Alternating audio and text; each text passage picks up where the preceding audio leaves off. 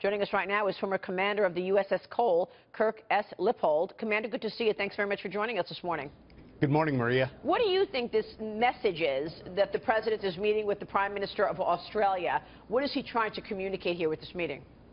I think he's very clearly trying to communicate that nations may have differences, but that doesn't mean that a long and enduring relationship between two countries is going to be jeopardized because we have mutual national security interests that both of us are pursuing.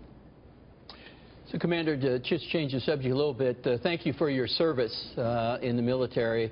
I had the pleasure of spending 3 days out in the Pacific on the Nimitz as they were going through a shakedown before they were going to be deployed. One of the things I had heard is that the Department of Defense is now going to not have a gap in coverage out there. What's your thoughts about and what does the implications of that mean? I think you're seeing the strategic shift where we used to not have gaps in the Middle East with aircraft carriers. It's now going to shift, obviously, into Southeast Asia. When you look at the threat that North Korea is presenting these days, plus our strategic interests in the region, we're making it very clear, specifically to China, that their 9-dash line in the South China Sea is not going to be acceptable, even with the ruling in the International Court says it's illegal. Plus, we want to start applying that pressure onto China to make sure they understand that their continuing aiding and abetting of what is going on in North Korea cannot be tolerated, and they need to be part of the solution, not the problem, when it comes to the nuclear weapons and the ballistic missile program. Do we need to increase the fleet? We've got 10 carriers out there now. You know, I know it's being talked about in Congress. You think we'll increase that to 11, 12? Well, even if we did, to build an aircraft carrier, it takes 5 to 7 years to do that.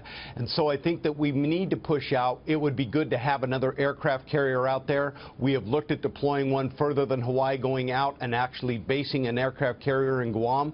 I think there's a lot of merit in considering and potentially doing that. It's going to send a strong signal, especially to our allies in the region. We're willing to invest billions of dollars because our strategic interests lie out there with you, not just starting at the west coast of the United States or Hawaii. Yeah, but is China doing enough? I mean, Rex Tillerson is cracking down on pressure on China for North Korea. The Secretary of State called on China to implement existing United Nations sanctions in order to target North Korean business. Listen to this. I want to get your reaction, sir.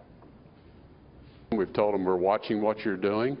When we see you not implementing, we see companies or we see individuals that are violating these sanctions, we're going to contact you. We're going to ask you to take care of it. If you can't take care of it or you simply don't want to take care of it for your own internal political reasons, we will. We'll sanction them through third country sanctions. Is this pressure working, Commander? We don't know yet, Maria. I think what you're going to see is this is absolutely the right message. For several years now, I've advocated stop looking at North Korea. Look at the country that has aided and abetted their programs through their financial institutions, technology, and others. It is time to begin to hold China accountable for what they have allowed North Korea to do. And when Secretary of State Tillerson comes up with a statement like that, he is finally laying it on the line, and the U.S. government is getting serious about the threat to the United States and our allies in the region. What should we watch for in terms of evidence that China is cooperating? Is it the even enforcement of existing sanctions? Because trade between China and North Korea has increased tenfold in the last 15 years.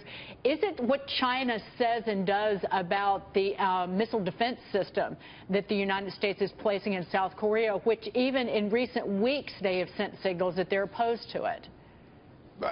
Action speaks stronger than words, and I think we are going to very closely start to monitor those companies and those institutions that are involved with the Chinese government, and we are going to hold them accountable. It is time to stop the talk, and it's time to say China must start obeying these United Nations resolutions to a T. And then we must look beyond that to see if they're continuing to do it. While you look at the troops massed on the border, while you look at the shipments of coal being one step in the right direction, there's a lot more that China can do to bring pressure. And I think you're seeing that in the North Korea even lashing out against China. But that's just talk. Again, actions are going to be where it gets measured and where the rubber meets the road in this instance. Yeah. Well, at least they are really showing that they're going to be watching accountability. I mean, what Rex Tillerson just said. Perfect. Yeah. Absolutely. Yeah. The only thing that would have been better on the coal thing was when they refused to take it from North Korea.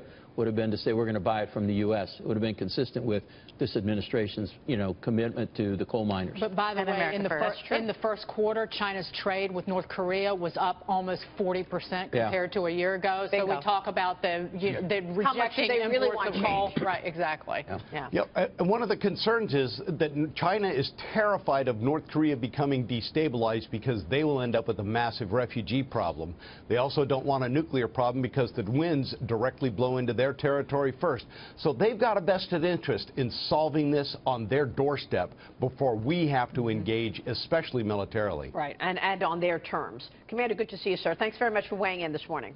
You as well. Thank you, Maria. Commander Kirk S. Lippold joining us there. We'll take